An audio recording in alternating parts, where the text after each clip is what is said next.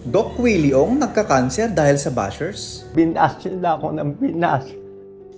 Sumaba sobrang loob ko. What did I do to you? Why do you hate me so much? I think I got all this pain from negative thoughts, negative emotion, from all the hurt, from all the bashing I got from the 2022 vice presidential campaign. I got so many bashing. If you pray for me, I think I will get well.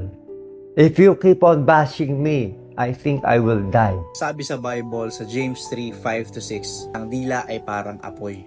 Isang maliit na bahagi ng katawan pero napakalakas ng epekto. Pwedeng magdala ng kabutihan pero kapag hindi ginamit ng tama, pwedeng magdulot ng malaking kasamaan. Ang dila kapag hindi iningatan, kayang sirain ang buong buhay natin o buhay ng iba.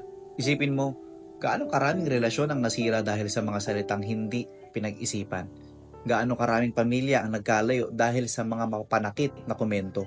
Gaano karaming pangarap ang nawasak dahil sa pangiinsulto? Ganun kalakas ang kapangyarihan ng dila.